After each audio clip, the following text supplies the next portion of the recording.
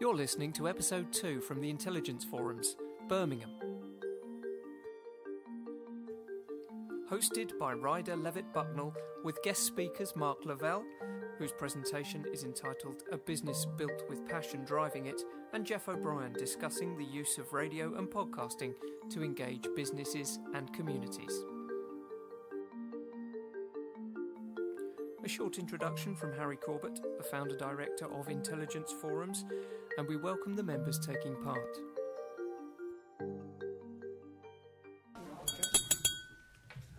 Good afternoon. Thank you very much for attending Intelligence Forums. Are we live yet? We are currently live worldwide, Harry. Thank you very much. About the world news. On that basis, two speakers today, and we've got Mark Levell, Geoff O'Brien. Before we get there, let's go round the table and say, I think we can probably have a whole minute each before we get to the speakers. Who we are, what we do, and lastly, what is your favourite gadget or item you like to use on a fairly frequent basis? So I'll start, because I think then that gives the new people a steer, hopefully.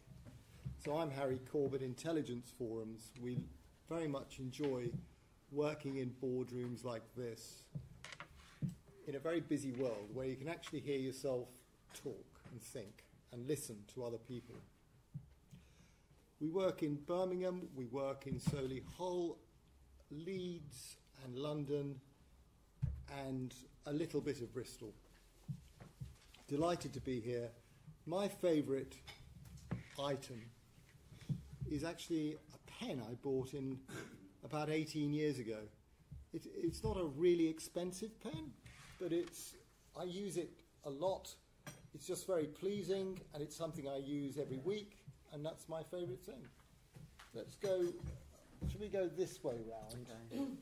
Hi, I'm Mark Levell. I run Levell's, who are a branding consultancy based in Birmingham. Been here for more than I can remember, probably 25 years, and always dealt with Midlands-based companies, and they could be national companies, international, but all with their headquarters within the area. My favourite item, I did tell Harry earlier I was going to say a pen, so he nicked that one. You can have that. You can have that. It's probably going to be my glasses. Without those, I'm stuck really. But no, it is a pen, and the reason I use a pen is because I've been in a creative environment, and it's very easy to express yourself with a pen and show what you mean instantly, whereas in the digital arena, as we know, that is really hard to do. So, and also, I always keep one with me. So if I'm walking around and see something, I make a note, use my phone to take a picture. And so I use it really for reference, So I've got many pens, half of them probably empty, half of them full. So if you see any lying around the streets as you walk around, it's probably been me. I've been wandering around. So, yeah, a favourite item is a pen. Yeah, hi. My name's Mark Williams. I'm from Rider Levett Bucknall, so you're in our boardroom today. So welcome, and hope you enjoy our big boardroom. The banners that are behind you actually explain what we do, which are behind, just on the my right. So we're working the built environment and provide QSing and project management. We're a UK business with 11 offices, and we have a global reach throughout the globe, through Americas, through Middle East, and I think we're even looking at India at the moment.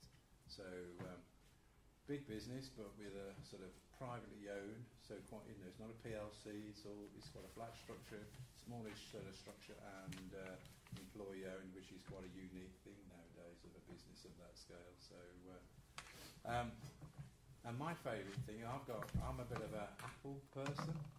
My wife, I can't walk past Apple without buying something. I don't know what for really, but I think I should buy it. And I've gone from the pens, but I've got one of these Apple pens, which I'm not quite sure what it does, but it's really trendy in the coffee shop. But really expensive when I lose it. Can you rob it? Gosh, no. The only reason I had one of those MacBooks was it looks really cool in the coffee shop. But yeah, so that's my little sort of special treat. Hi everyone, my name's Jack O'Brien and my business is Quartry. We help businesses and organisations effectively use social media and digital marketing to grow their business. And my favourite item is an iPad because it's small enough to carry but big enough that you can see everything rather on a phone, and I can do probably about 75% of my work from that. Hi everyone, I'm Mark Levell, Obsidian Business Investments. I'm a business angel, look to invest in businesses and try and grow them. Particularly looking at the moment at collaborations and partnerships. So I've got some nice potential collaboration stroke partnerships for 2019 already on the boil, but always looking to work with great people. My favourite gadget at the minute is probably a bit unusual, but as I'm just recovering from a broken ankle, it's actually a knee scooter. I don't know what I'd have done for the last 3 months without this knee scooter to help me get about. I've seen it on the Wives of Orange County. That's it. One of them flies That's it, around that's on it, that. yeah, absolutely. I would have had you in my mind. Absolutely, yeah. Brilliant. Okay, my name's Tony Elvin, General Manager at Touchwood Shopping Centre. I've got a bit of a hobby business on the side as well. Now I have my evenings free and I don't run a hotel anymore for the Wine Events Company. Work with Harry and Pete over in Solihull with the Intelligence Forum there. I guess if there was the gadget, I'm surprised no one said it yet, everyone's probably resisting it, is my phone, really. Because, you know, like I come out to Snapchat station today, walk into the reception of BNP Paribas and ask for riders and go and realise I'm in the wrong place, and straight away I can just see exactly where we need to go. I've got the diary appointment in there, should have read it while I was on the train. So it's invaluable to me, taking photos, sharing images of either business, Touchwood, and keeping in touch with emails. I don't know what we've done without it. Appreciate it, more stress-free maybe. But yeah, it's right. Hello everybody, my name's Lloyd Anstamos and I'm the MD at the Fidelis Group. We're a cleaning and soft services facilities business across the whole of the UK. We're based just in Great Bar in Birmingham and we're brilliant at what we do because we're different. My favourite gadget at the moment is Mark Levell. It's helping me to make our business a little bit more visible to the people that we want to have visibility to. So. Can I just ask you one question? How many people do you employ? At the moment it's 224, just about to become 234. Hi everyone, my name is Martin Hall. I'm head of leisure for an insurance broking business, which sounds quite grand, but we basically work with entertainment, sports and leisure venues, attractions, etc. It's a very interesting role because insurance can be quite bland, but one day I could be looking at a construction of a new hotel, the next I could be walking past a huge mound of elephant dung in a zoo. And everything in between. My favourite gadget or gadgets are my golf clubs, but I think they think I've fallen out with them. Peter Hall from Edge Creative. We're a creative design and marketing agency, independent, one-off office based in Sutton Coldfield, employed about 18-20 staff, so medium-sized agency. We design everything from business cards through to 60-metre square exhibition stands, but as the world gets increasingly digital, the vast amount of our studio time now is spent on the development and build of websites, SEO programs, digital marketing, etc., etc. As regards to gadgets, I disagree strongly with Tony.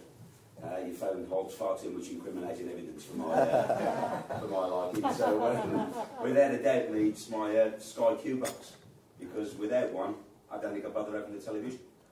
Big tellies are for football, cricket and boxing, so without Sky I don't know what I'd do. My name's Geoff O'Brien. I run Solihull Radio, based down in central Solihull in Touchwood. And over the last year or so, I've developed an online community radio station, which is now becoming much more podcast-based and featured content podcasting events and things along those lines. But I'll hopefully be able to tell you a little bit more about that as we move forward today. So So looking forward to hearing your points of view on digital media and interactive media as well. Thank you. Hello everyone, I'm Stu Goodham from Dean's Accountants. This has to be the longest journey that I've had because I'm on the first floor here. Picking the lift upstairs. Bit of background on Dane's accountancy firm, offering all a wide range of services. Midlands based, mainly predominantly on OTM6. 5 offices, 180 staff. I specialise in corporate tax. So before you all glaze over, I'm not going to talk any more about tax. That's it. But something neat at the moment is about shareholders actually who can't find a market to sell their businesses, looking at selling and not paying any CGT, so capital gains tax, disposing at 0% basically. So that's something interesting. If that sets any light bulbs off, come and speak to me afterwards. My gadget at the moment is a 2-in-1 tablet laptop thing that just gives me flexibility. So it's all hooked up to everything with my main computer down at work. And it means everything on the cloud or it's on OneNote and things like that. I can put everything on at work and then go on and log in on my tablet and then use that at home as well. That's mine. Afternoon, I'm Bonnie Parks, which sounds like I do companies. I'm a recruiter based over in Hockeyheath in Solihull and an office in St Paul Square. We've been going for 4 years. We're a small agency who have a very different model to normal recruiters. Have no commission, no target, so it's based on recommendation. It's very, very different. We recruit from A1 temp up to a senior manager level. My gadgets, it's had to be my GHD straighteners, very girly, I know. Girl from 1985, and the biggest hair possible. With my GHD straighteners, I wouldn't be able to get in that door because it's like my hair. What about your Christmas list? You're supposed to use them on your head. I always wanted to straight. Nice. I'll borrow them to you. I'm Yvonne Gilligan. I work for a charity called Edwards Trust, and Neil's my charity trustees. So we're a bereavement service, so it means that we support parents whose children died, children whose parents or siblings or grandparents have died. We do that through kind of counselling, one-to-ones, and we counselling, one-to-one support. We have support groups. We've also got wellbeing services, so we do things like meditation, reflexology. So we are a holistic bereavement service. I think in terms of gadgets, I think I'm with Tony actually in that it would be mobile phone. But I think that my other kind of favourite gadget, which has been great, is a NutriBullet, because you can have a fantastic kind of pack smoothie every morning. It's amazing how many vegetables you can have for breakfast actually. Super NutriBullet. Did you set the charity up yourself? Was it your initiative? No, it wasn't. No, it was Edward's parents, Peter and Hilary. And Peter, Edward's dad, is still involved with the trust and is our vice president. Right, yeah. Well, I'm Neil Thorogood from Care First and also Edwards Trust as chair trustees. Edwards Trust been going for 30 years. It's our 30th anniversary this year. Care First is the company I work for as finance director. We provide services, day services for adults with learning disabilities and complex needs throughout the Birmingham area and wider West Midlands. Been around for 22 years and growing. Looking to start up a respite service this year for complex cases. So that's my favourite gadget is probably my bike. We'll see if it gets me to work, saves me money on petrol and keeps me fit. There we go. Top of the afternoon. So my name is Sheila. I started off as a stand-up comedian and then I went on to work in mental health. So I'm a psychotherapist. I have a private practice in Sutton Coldfield. And what I do is I combine comedy with mental health, and I perform theatre shows to educate and entertain.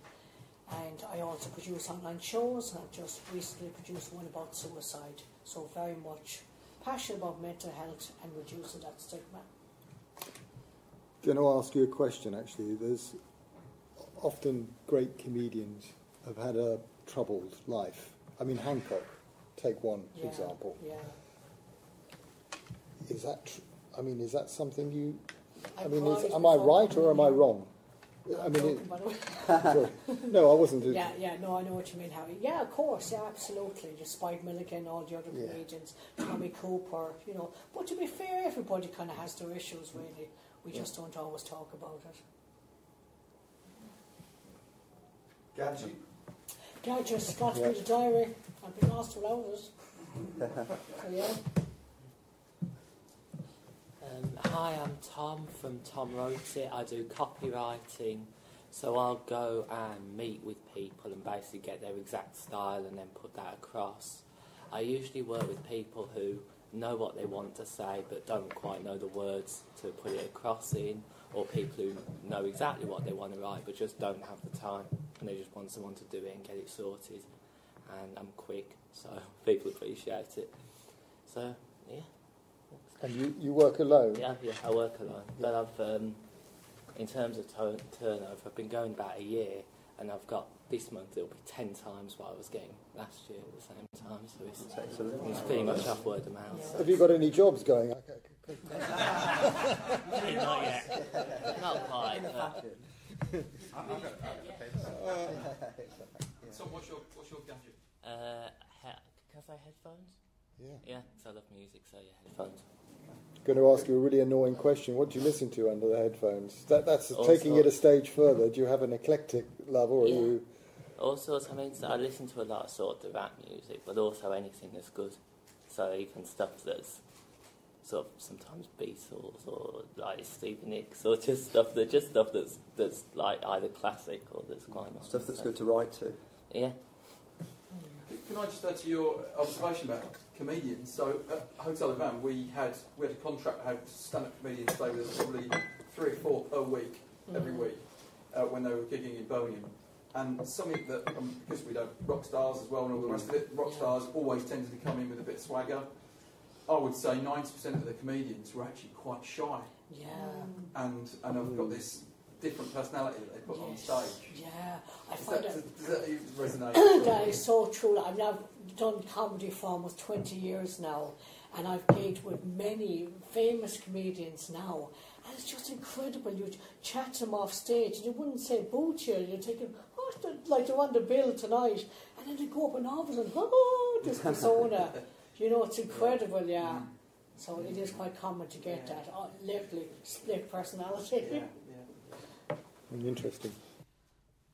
The 2 speakers we've got today, and I am sorry that we were going to have East West Rail speak, and they confirmed all year until last week when they have deferred it to later in the year. But saying that, 2 really interesting speakers. I think clearly Geoff with podcast, really interesting to have that, to listen to that podcast last week in Solihull. Actually, it makes us all try a little bit harder around the table. So it's just such a powerful tool, and well done for what you're doing. And I think, Mark, I phoned him up and I said, would you speak? He said, well, why do you want me to speak? I said, because you're really passionate about what you do. And I'm sorry about stealing your idea about the pen. but you are passionate about what you do. And I think that's such a lovely thing to have in business. So you haven't come to listen to me, fortunately. So I don't know which one of you would like to speak first. Any volunteers? In that case, I'm volunteering Mark. There you go. Thank you. Yeah, when Harry obviously phoned me up last week, and I was in the middle of my lunch, he said obviously you're passionate and talk about passion. I thought, well, yeah, I think most people sitting around this table listen to everybody. You are passionate about what you do. So I think sometimes that's a given in someone or a company, is a passion. So I thought, okay, then I don't really want to speak about my passion and what I do, and because that's, it needs to be a bit deeper than that, carry more gravitas. And so I thought, okay, how do I position this then? Passion. Okay, how do I position it? Okay, if we go back 30 years when I first started out doing what I was doing, working for a branding consultancy, and the way we sort of promoted product or service at that time is very much, I've got this, but it does that. My service is this, we've got one more than you. So it's all very much about, I suppose, very much about a product or a service, but carried no personality, nothing at all. So I think as years have gone on, I read an article from Richard Branson where he spoke about how these young entrepreneurs are coming up and beating the big boys, because what people are buying now is a passion, and they're buying what they call like a value of a company or a value of an individual. Because people can see almost like the whites of their eyes, so they know they're honest. Whereas, let's say 30 years ago, it's basically saying, well, you can have this car, it's better than your car, because we've got a radio in ours and you haven't got one in yours. So therefore, things have changed very much so. So I wrote 3 words down here. I thought I wrote passion, which equals a culture, which equals a personality. So moving into, let's say, today's day and age, and then reading in the Sunday Times this weekend in the Culture magazine, there's a quote by Betty Booth Roy that said, you don't come here to work family-friendly hours. You go to Marks and Spencer if that's what you want. Well, why would you say that? Why would someone go to Marks and Spencer to almost, I suppose, take, let's say, quality family time away? Well, there must be an attraction that Marks and Spencer have that pulls someone to it. Well, that has to be a personality which must carry a passion. So part of our job is now, it's not so much promoting a product or a service and saying we supply this or we promote that, etc. Is we have to look, first of all, at the values of that company or an individual or an organisation, almost get that out of them what that is, what those 4 or 5 words may be, and then hold them accountable to it. Like we're dealing with a couple of companies where let's say some of the words might be trust, modernity, heritage, whatever they may be, where anyone can say these words, but okay, you underpin what that means to me, and you normally find them go, I'm not sure, well we do this or we do that, and yeah, well, if someone actually asks you or questions you one of your values and you can't answer that, well, that, people will see through that. That's not what people are buying now. They're buying into the passion of the culture of the company. It's proven that's what people do now. People would rather go to someone more expensive who carry values and they believe in than someone who may be cheaper, just dishing out whatever. So I'm going to equate this all to a job we're working with at the moment. There's a company over in over the Birmingham Business Park, sort of Shirley Way, who employ 1,000 people. Now, and you probably know, it's Lucas Aerospace is who it is, but it's not called that anymore, it's called ZF. They are having a purpose-built unit, factory, whatever you want to call it, over the way from where they are. Bearing in mind, a lot of people have been in this current building for the last sort of 50 years. Straight away, when it's announced, they have this real worry, because people don't like change, people don't like to move around, there's uncertainty. But yeah, a lot of people who work there, or the majority of people carry passion for what they do, but straight away it's knocked it out of them. So we were called in by the CEO to have a quick chat about, look, we have this issue of internal communication. We need to get the passion back up and running within our teams and our employees. So when they move over to the new premises in 2020, it's almost a seamless transition. We don't want people going there and then spending 2, 3, 4, 5 months, etc., trying to find the feet, wondering what's going on, etc. We need to start communicating now the benefits of moving over there. You've got people who are maybe 50, 60 years old who've been here all their life. We've got graduates coming in who are excited about the move. But the older people, they are worried. They're sort of, used to what they're doing. They don't like change. How can we do all this? So we were saying, okay, if people carry passion, we need to understand what that passion is. We need to understand, once we have that, how to communicate that and the best way to communicate it. So what we have to do is spend working with Jack, because Jack does a lot of our social media work for our clients, is that we got together and worked out we need to do a very, very sort of to the point survey to all the employees. No holes barred, warts and all. It has to be true, it has to be as it is. So we did this survey that went out to all these employees, and normally the results in the survey, probably like 3 or 4%, we got a third back in this survey, and that's because we'd actually sat down, listened to the CEO, listened to what their issues were, So we can structure a survey that would start to get the people on board at this very start of a dialogue. So from that, we actually worked out the personalities, 3 personalities from a graduate through to, let's say, someone say in the 30s and 40s and someone up to 60. We actually could work what they liked, what they didn't like. We could look at the ways they like to be communicated to, the way they like to be, talked at or whatever. And from all of that, we are now putting together with the CEO some quite compelling messaging that we can deliver now all the way through to 2020. So when there's actually the transitions there, they're that excited to go over there that when they're actually over there, everything's just up and running and it just carries on going. To that stage of the survey, it's taken 18 months of constant interviewing people, interviewing the senior management team. What are the issues? What do you think the issues are? Because at the end of the day, when you have someone who owns a business, or you have a business, and you have an employee, and then you have, let's say, the outside, how people see that company from the outside, we always say, one, there's a perception of that business, and that's from an outside view. One, there's a reality of the business. When you work in it, there's actually becomes reality. And then the third one is that the owners think the business is something maybe it isn't. So we have to get all that information, talk to everybody and say, okay, this is what it is. And it has to be water, or we can't gloss over anything. We can't sort of pander to the CEO and say, well, this is what we think we expect to see. And because of that, from now moving forward, will be quite an easy process for us. But obviously it took 18 months to get to that point. And obviously when they move over there, everything hopefully will be hunky-dory. Otherwise we'll be swinging from a lamppost. So really, to me, when Harry mentioned about passion, it's more about, I think, personality of the business now. People want to hear about the personality and communicating that. And it doesn't mean that you sort of all guns blazing and everything you promote and you read and you show visually is all about passion. But you need to sort of weave in those nuances that sort of underpin that. So to me, passion, everyone's passionate. People who go to work, you'd like to think that most people are passionate about their jobs, passionate about what they do, and that's what people actually do buy into now, not a product, like let's say that microphone there that might have a few gadgets on compared to that one. Especially the younger generation actually look at those companies, are they, like my daughter, are things green, are things sustainable? A lot of the younger generation, that's how they think now.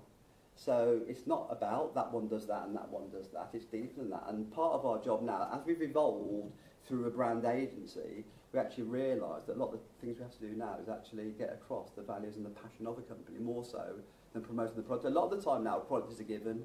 If it's a good product or a good service, that's a given now. People want more than that.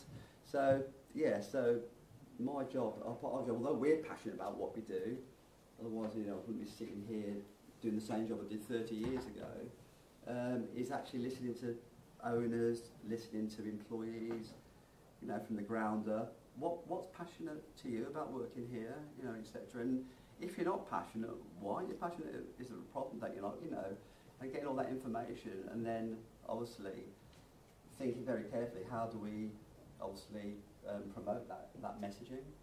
So that's it really. It's just really talking about how things have changed over the years in branding, and it's more about the values and the culture and the personality of the business, as it perhaps more is about the service and the product. So there we are. I guess an observation and a question, I suppose.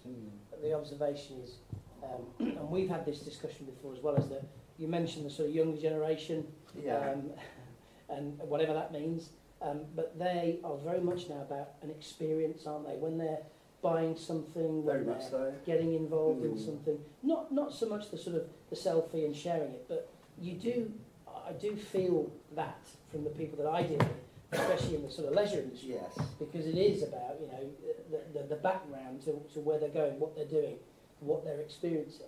I think that can cascade down from the top as well. I mean, if you take companies that, when you talk about an experience, I think when you deal with a client or a customer, they expect to have an experience anyway. Like a website, you expect the user experience or the user journey to be absolutely fantastic, so you actually get to check out and off you go. And that's what I say, that the younger generation. Now, if I had that conversation with people that I know in their 50s and 60s, Yeah. and I'm almost 50 myself, you know, that they will glaze over. They don't understand what I'm saying. So I think there is a real change here.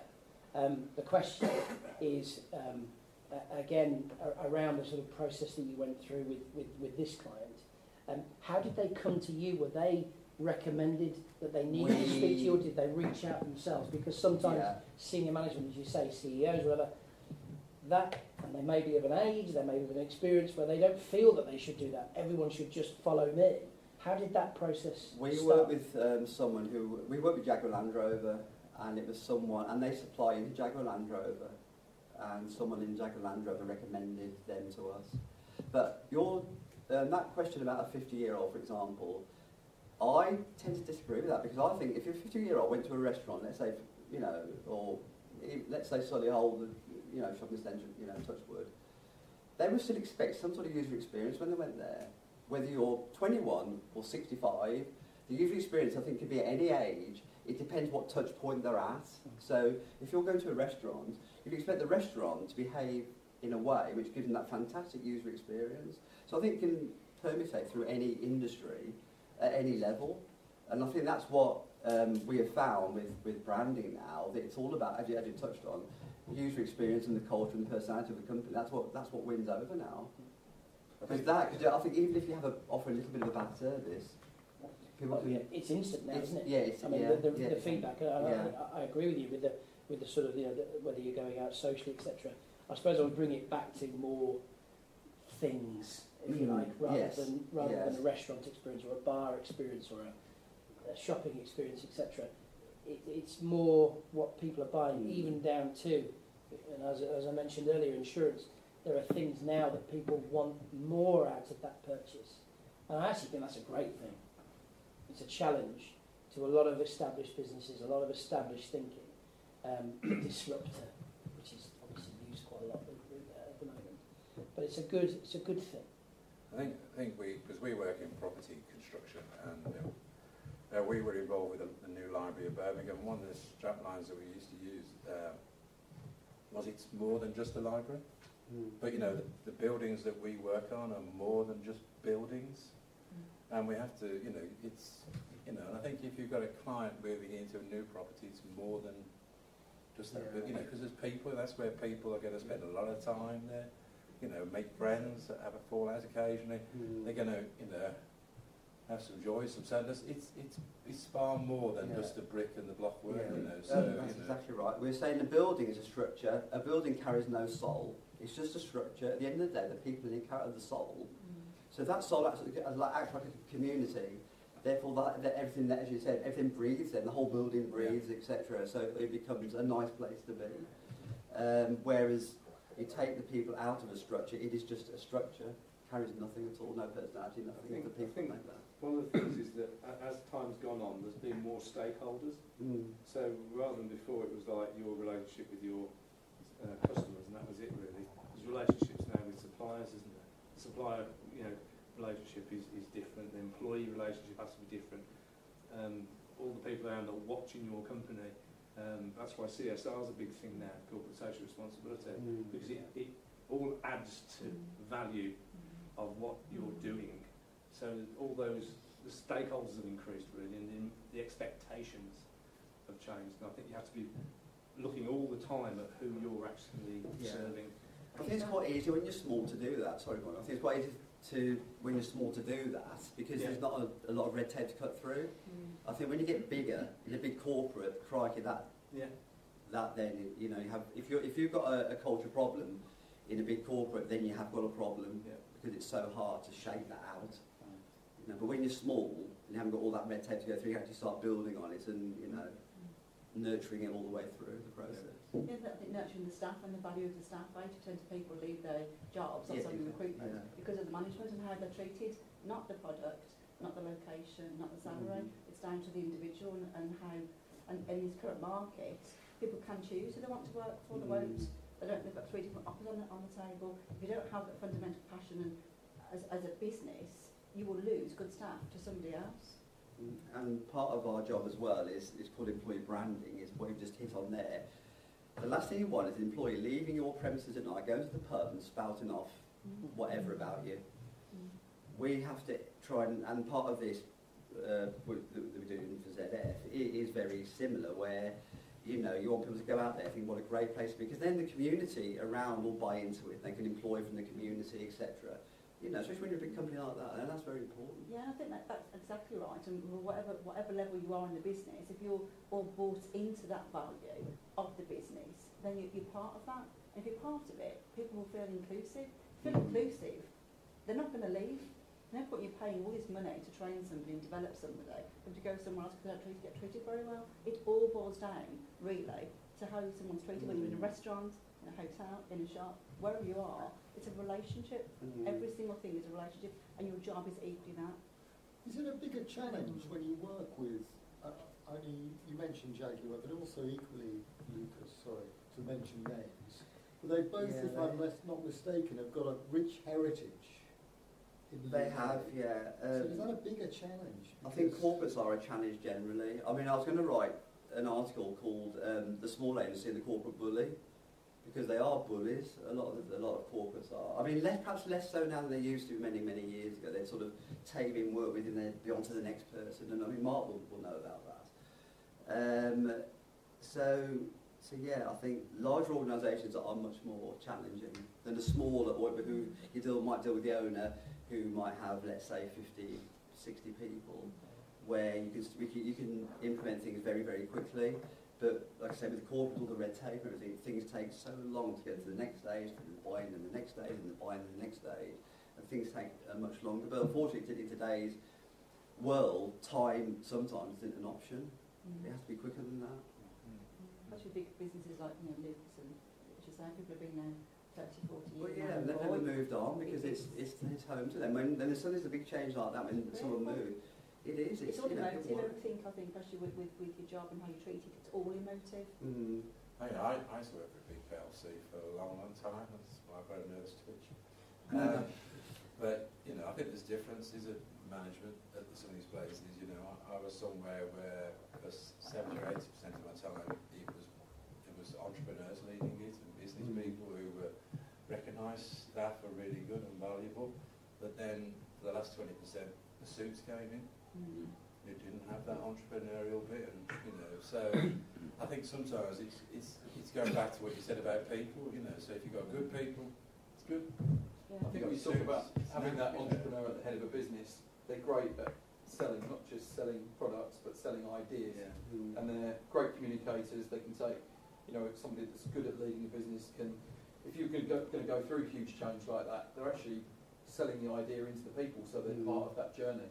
And I think when a business becomes run by accountants, decisions are made in small rooms with very little participation, and that breeds resentment, and you've got the whole kind of mushroom mentality where you're kept in the dark, and that leads to disengagement. And I think it's so key, that level of communication and making people feel like they're part of the decision-making process.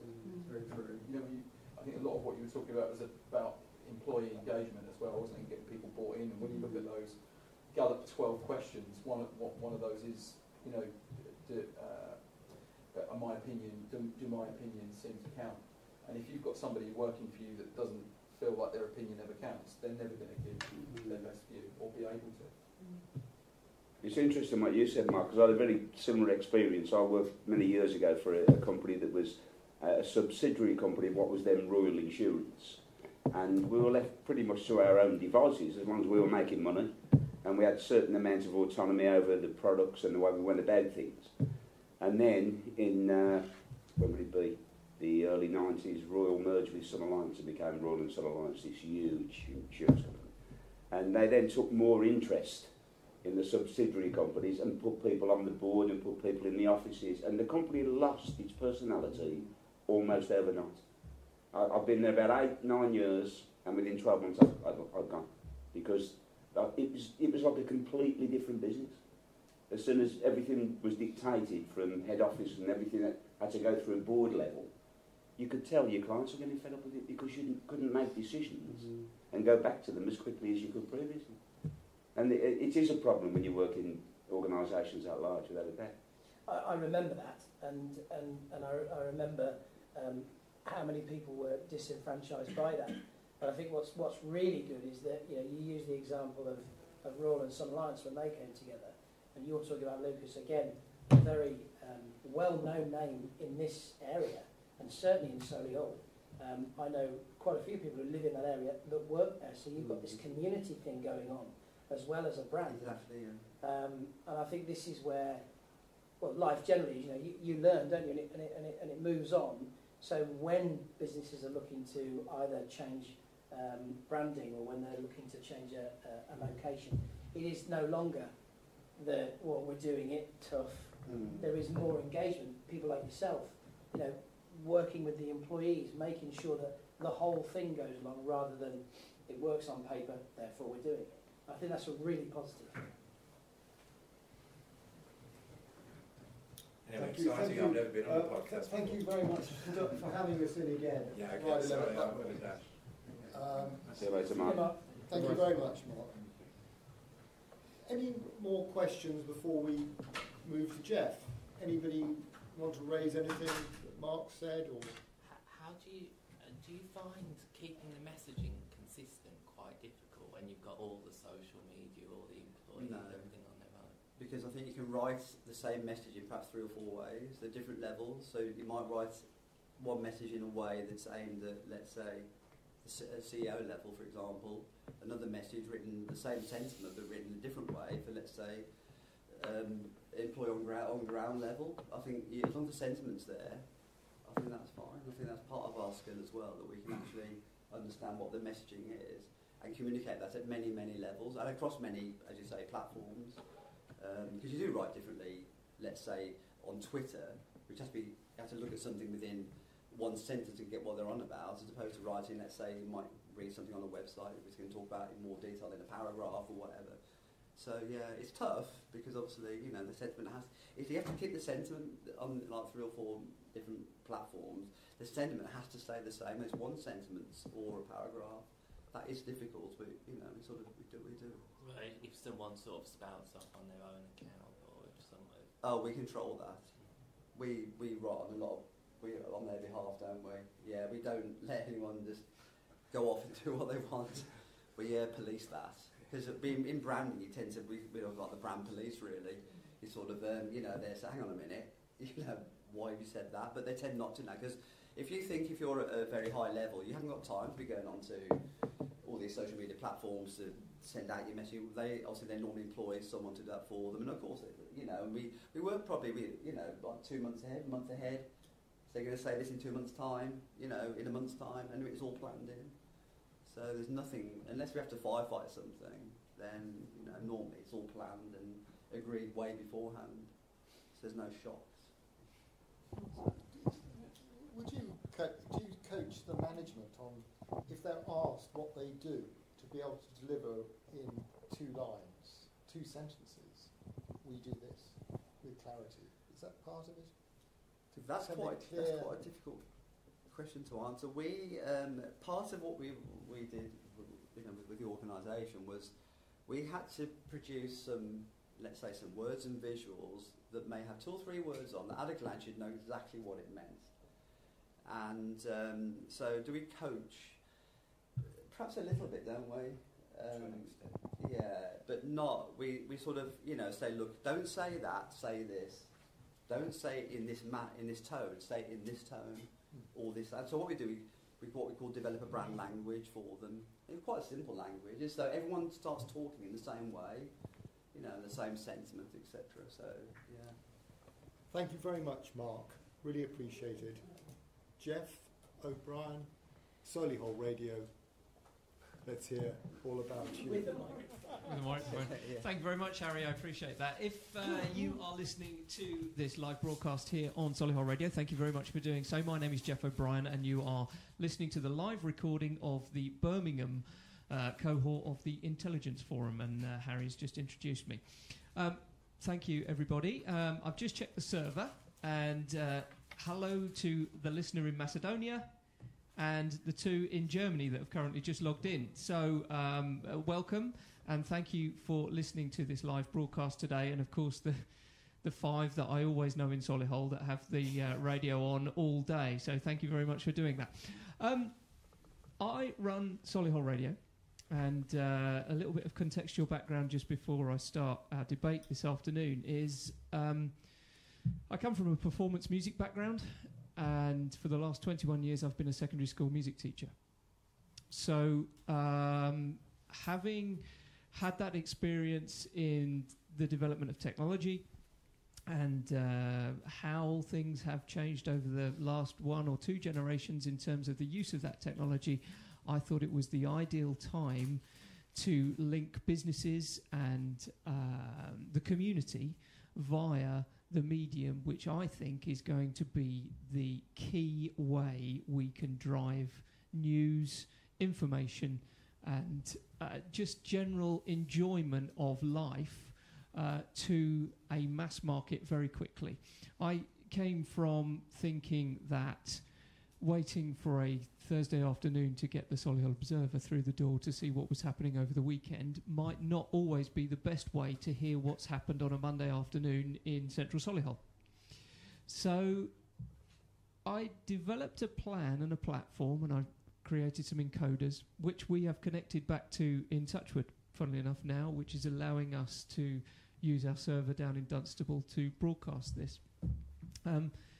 And it is now, I think, the way where we can have that immediacy and we can have effectively the impact and the engagement from the community, be it at a community level. For instance, I had Grace on the show last Tuesday in #Charity Tuesday, and Grace came in and she delivered all about the Edwards Trust and what you do, and against Louise from the Get Ahead charity, and we heard about how you have to raise your money every day and going in, and we can have that very quick engagement.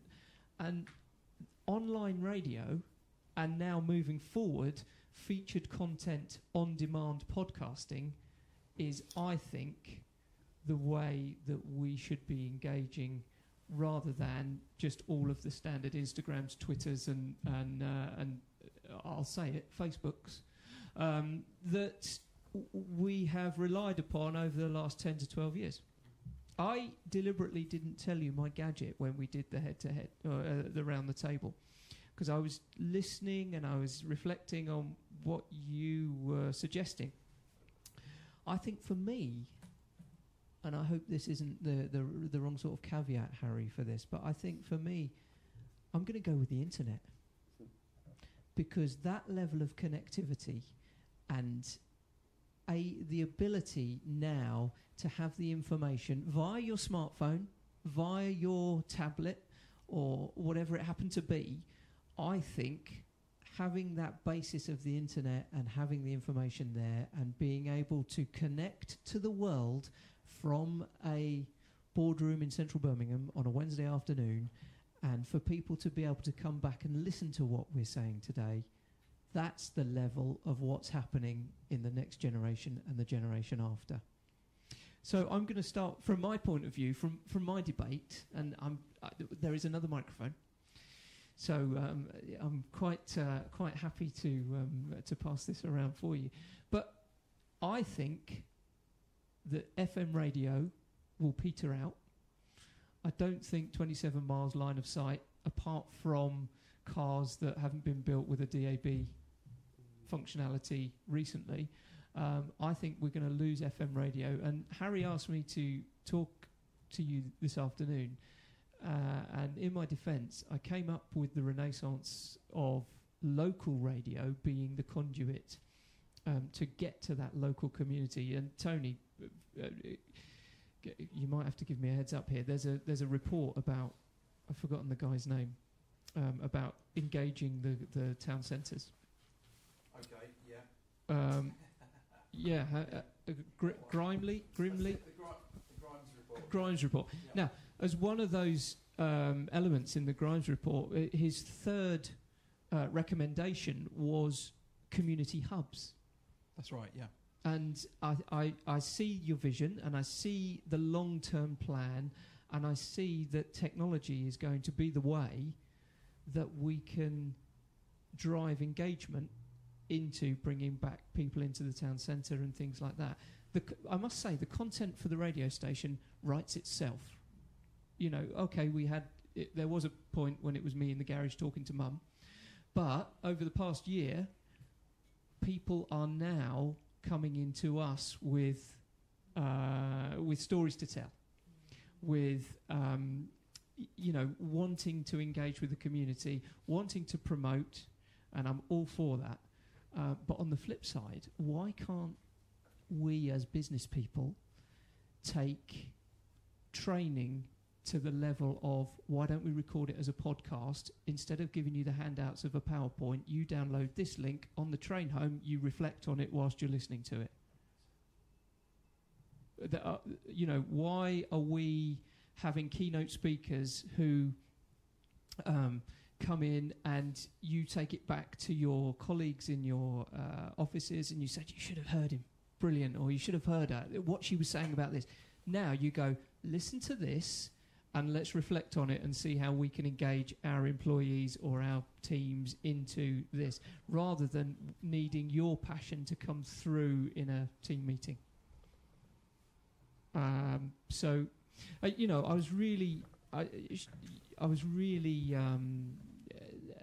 trying to think of the right word. Really engaged with what you were saying about taking your online shows and bringing that into people's world. It's a very intimate medium.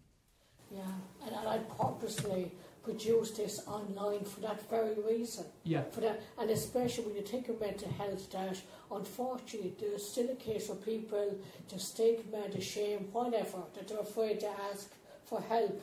But sometimes people who are struggling, will say, with suicidal thoughts, when they watch a show and they're educated about where these thoughts come from, all of a sudden they start realising, it's not me. Oh, it's okay to ask for help.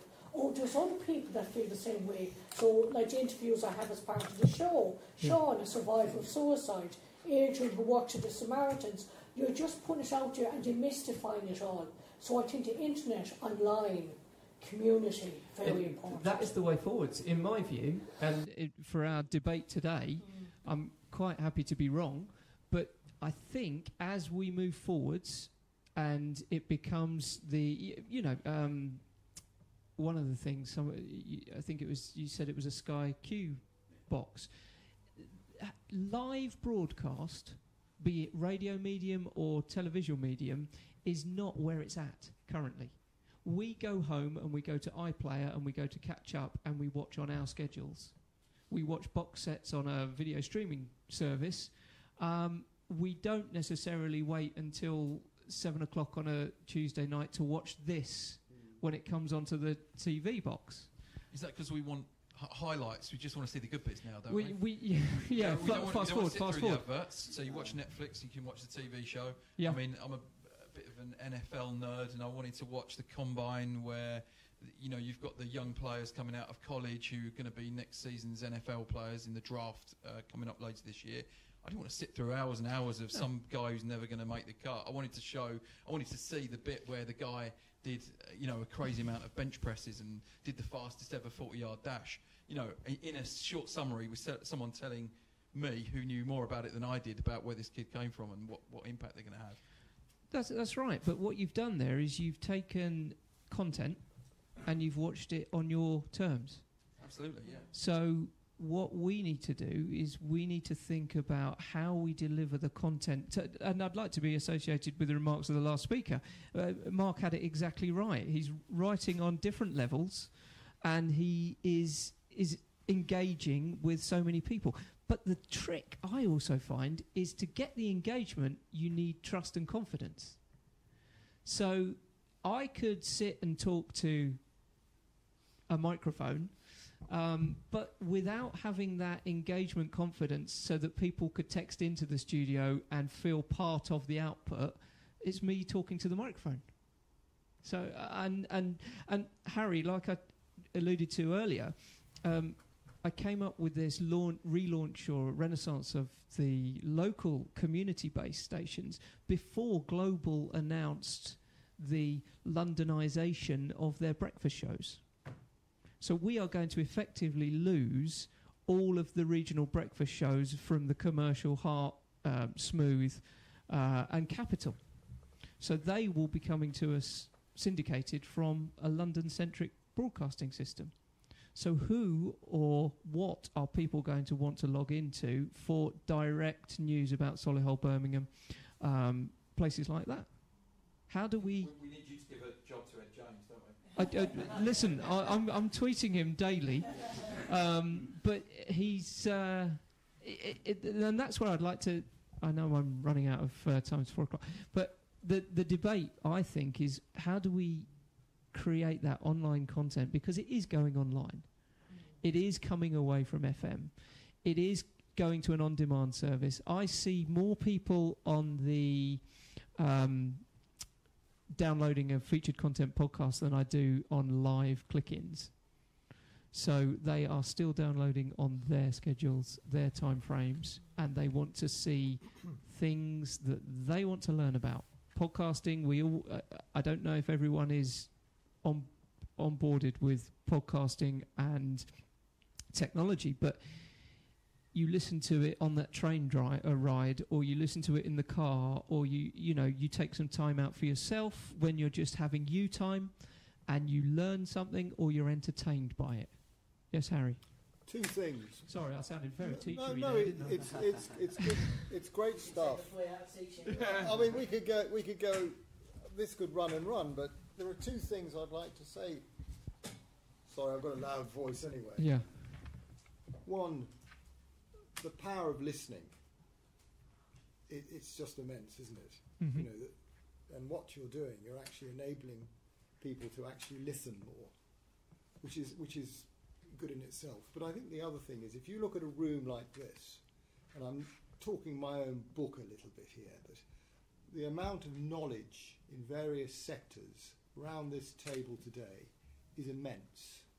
And if you have that for schools, for whatever it may be, I just think that's huge value. So I think what you're doing is absolutely immense. The potential. It is that in terms of a customer experience or a user experience, people can log onto the website, click in, they can ask their Alexa, they can ask their Google personal assistants to play the output, just while they're cooking of an evening. If they wanted to download the featured content podcast, they can have that whenever they want.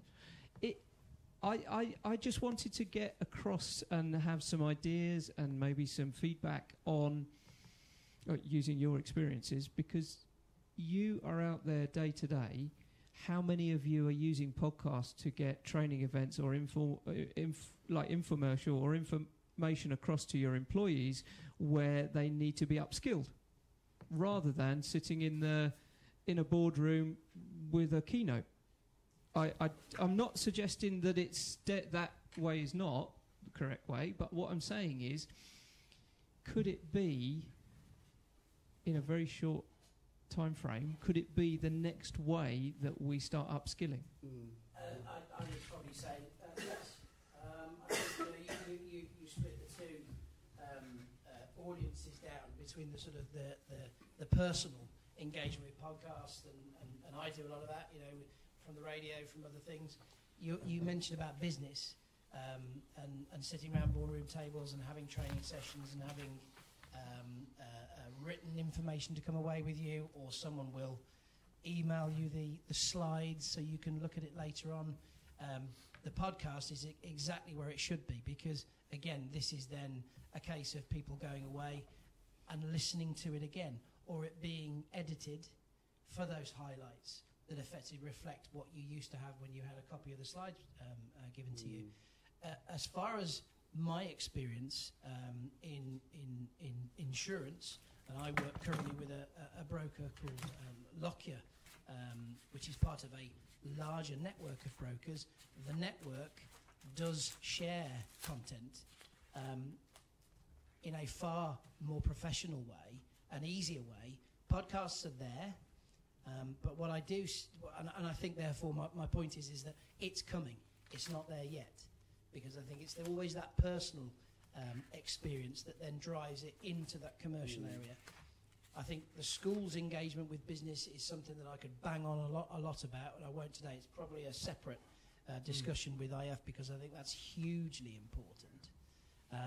But yes, I think podcasts and getting your work content on demand. You used a brilliant example of the train journey. You know, we're an hour and a half away, or sometimes a little bit shorter. You know, that hour and a half tends to be sat there reading the Evening Standard if you're coming back, or reading the Metro if you're going down. It would be fantastic to be able to have something that would actually add to your life. Another point I've just come into my brain, it's just popped into my brain, from the recruitment point of view, and we have a recruitment specialist around the table, some people aren't necessarily visual learners, and they will reflect in their own time in an auditory fashion, and then it will sit in, and from HR and people, let's say the people perspective, isn't it a much better way of engaging more people rather than just giving them the slides to take home? Because some people will go, oh yeah, they're the slides. And you know, on the slides where you have the 4 lines where you have to write your little notes and things like that, invariably, the first one I've written quite a lot in, and then as I've gone through, it's just a name or something along those lines. And I find it difficult to reflect on the key messages just from looking at those slides and trying to recall what was said. Absolutely, and I think that people, if you're looking at something visually, they'll absorb more of it rather than written. You know, everybody's busy, and you know yourself, if you're on Facebook and your video comes up, if it's a little bit boring, you'll click on and go somewhere else. Scrolling constantly, aren't you? Absolutely. Yeah. But the ones that are engaging are usually the people that are engaging. That's the difference. If you're reading a manual, if you're reading a training manual, you know, that's boring, isn't it, really? We've got somebody who's doing it visually, as a comedian, for instance. We're engaged. Yeah, I agree. Last 2 questions. Go ahead. Thank you. Just listen to what you're saying there about the podcast, and one of the in the survey that we did. Thank you. In the survey that we did, one of the questions that came out about engaging the employee was face-to-face communication. Sure. Well, how you're talking then, obviously not even thinking about it, is that a CEO or a line manager, a manager, haven't got time to go around to people face-to-face and say, look, that issue you raised, this, you know, whereas a podcast will help get that across. You know, he'd go in his own time, look at maybe some of the issues that employees have addressed, talk about it, and then they can listen to that in their own time. So that could work well. Mm-hmm. Another thing is the presentation idea. One of the things I was asked to do the other week, which I didn't do, was someone said, look, we haven't got much time to present this presentation to our to our managers and our SMT. We'll do it on your behalf. And I said, no, you won't. I said, if you do, you will not deliver it how I'll deliver it, because you won't carry the passion. And if you imagine if I had your presentation and somebody else to read from it, how that will come across. It won't come across. So things like that as well. If I had to give, let's say, a 5-minute summary of a presentation that they could then deliver afterwards with the detail in, at least the audience will actually understand what we're trying to get at. So when they get to that point, it's a bit easier, because obviously you can deliver it, no one else can. So I think, so maybe there is a future in that way of delivering a communication. For people who haven't got time, people who can't go around to see people, etc., and do it that way. And maybe in this forum here, we are now highlighted to the fact that the curve is ready. We're at the top, we're at the zenith, and we need to start thinking of other ways of getting information out. And if you look across to the States, for instance, podcasting is the biggest thing going. You know, we have a lot of the United States logging into our RSS feed to download our podcasts. And, you know, we're talking about Central Solihull, what's happening at the core, and things along those lines. So I just wanted to highlight to us as a forum where I think it is going to go, and maybe it is something you could reflect on and bring into your lines of life. 2 things. Can I ask you all to give the 2 speakers, Mark Levell, Geoff O'Brien, a big hand?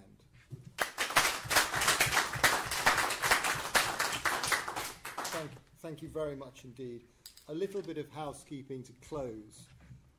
We're with Touchwood on March the 13th. at 4 o'clock. Tony, I won't go into too much detail, but there's no speaker. I think we're running a debate. That's right. Armageddon Britain, I think is the subject. Armageddon Britain.